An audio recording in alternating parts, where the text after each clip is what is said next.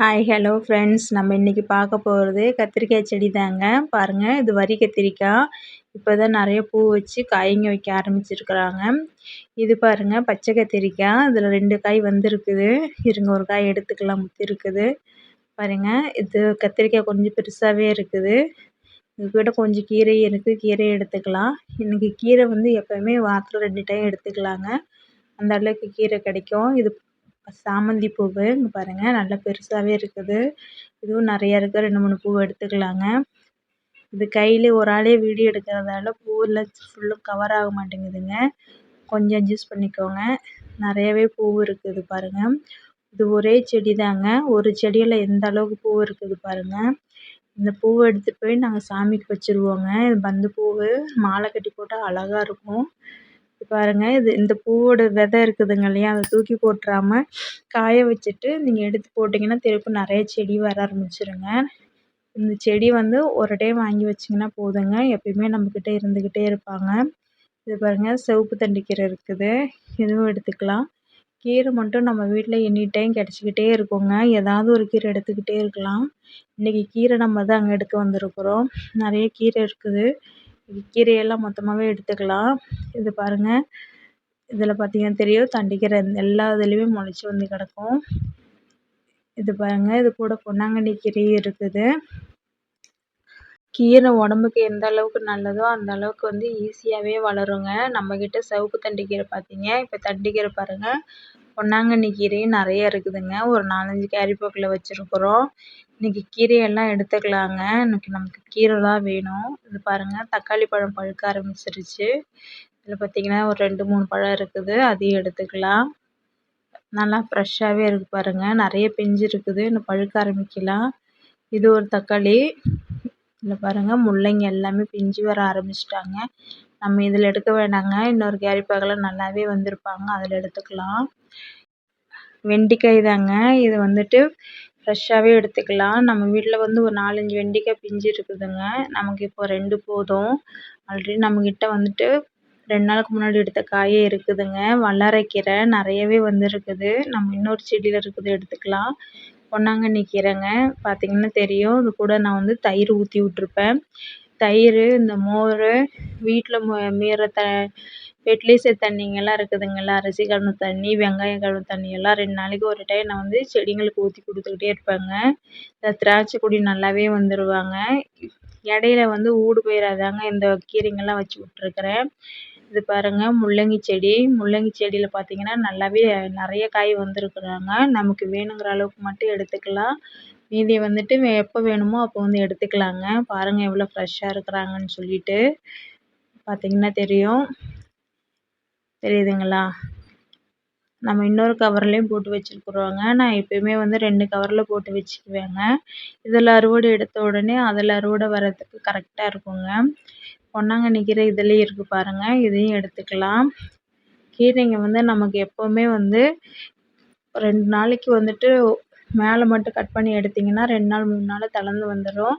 நமக்கு எந்நேரமும் கிடச்சிக்கிட்டே இருப்பாங்கங்க. நம்ம இதை போயிட்டு மார்க்கெட்டில் வாங்க போனோன்னா நமக்கு வந்துட்டு நமக்கு என்ன கீரை வேணுமோ அது கிடைக்காதுங்க அப்போக்கி.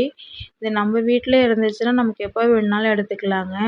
பார்த்தீங்கன்னா தெரியும், இது கூட தண்டுக்கீரையும் இருக்குது பாருங்கள். அது கூடவே நான் உருளைக்கிழங்கும் வச்சு விட்ருக்கேங்க.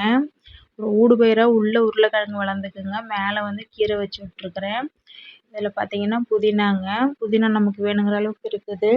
புதினாவும் அப்படி தாங்க 2 கவரில் வச்சுருக்கிறேன். இப்போ நம்ம இந்த கவரில் இருக்கிறத எடுத்துக்கலாம். நம்ம வீட்டில் வளர்ந்த புதினா பயங்கர வாசமாக இருக்குங்க. நமக்கு தேவையானப்போ சட்னிக்கு நம்ம வீட்டிலே கிடச்சிருங்க. பார்த்தீங்கன்னா தெரியும் எவ்வளோ அழகாக இருக்கிறாங்கன்னு சொல்லிட்டு. மேலே கட் பண்ணி எடுத்துட்டிங்கன்னா ஒரு 2 3 நாளில் பார்த்தீங்கன்னா தளர்ந்து பின்னியும் வந்துடுங்க. இது பாருங்கள் எவ்வளோ அழகாக இருக்கிறாங்கன்னு சொல்லிட்டு. நம்ம செடிக்கு வந்து தண்ணி கொடுத்தா போதுங்க. கொஞ்சம் ஃபெர்டிலைசரும் மாதத்துல 2 டைம் மண்புழு உரம் கொடுத்தீங்கன்னா போதுங்க. நம்ம இதுக்காக நம்ம வந்து அதிகமாக செலவு பண்ணணும், அதிகமாக வந்துட்டு எஃபெக்ட் போடணும்லாம் கிடையாதுங்க. அவங்களுக்கு நம்ம நல்லா பார்த்துக்கிட்டாவே போதுங்க. இது பாருங்கள், வாடாமல்லி பூவு நல்லாவே இருக்கிறாங்க. இட்டுட்டு வரதால கொஞ்சம் தெளிவாக தெரியலிங்க. நல்லா மேகமூட்டம் வேறு இருக்குதுங்க. நம்ம இந்த செடியில் இருக்க எல்லா பூவையும் எடுத்துக்கலாம். நம்ம மேலே கட் பண்ணி விட்டுட்டோன்னா இந்த செடி நல்லாவே வந்துடுங்க. ஆல்ரெடி அதில் நிறைய டைம் பூ எடுத்துட்டாங்க. அதனால் கொஞ்சம் பூ கம்மியாக தான் இருக்குது. பார்த்தீங்கன்னாவே தெரியும். நம்ம இது வந்துட்டு சாமந்தி பூ கூட சேர்த்து மாலை கட்டினா அழகா இருக்குங்க. நான் உங்களுக்கு அந்த மாலை கட்டினதுக்கப்புறம் கூட ஒரு வீடியோ போடுறேங்க. இது பாருங்கள். வேணுங்கிற அளவுக்கு இருக்கிற பூவை மட்டும் எடுத்துட்டு மிச்ச பூவை விட்டுறலாங்க. இது பாருங்கள், நம்ம வீட்டில் வந்து சம்மங்கி பூ வந்துட்டு செம்பகப்பூ வந்துட்டு ஃபஸ்ட் டைம் பூத்துருக்குறாங்க. இந்த பூ வந்து நல்லா வாசமாகவே இருக்குங்க. நிறைய மொட்டு வச்சுருக்குறாங்க. அடுத்தது வந்து நம்ம டிசம்பர் பூ தாங்க எடுக்க போகிறோம். பாருங்கள், டிசம்பர் பூ வந்து பூத்து முடிய போகிறாங்கங்க. பூத்து முடிஞ்சோடனே கவாத்து பண்ணி விட்டுட்டோன்னா நிறைய பூ வச்சுக்கிட்டே இருப்பாங்க. பாருங்கள் எந்த அளவுக்கு விதை இருக்குதுன்னு சொல்லிட்டு. எல்லா செடியிலையும் விதை தாங்க இருக்குது. இது மழை பெஞ்சுன்னா இந்த விதையில தண்ணி பட்டால் போதுங்க, தெளித்து எங்கே விழுதோ அங்கெல்லாம் செடியாக முளைச்சிடுவாங்கங்க. பாருங்கள், நிறைய பூ பூத்துட்டு இருந்துச்சு. தினம் ஒரு முளை இதில் வருங்க.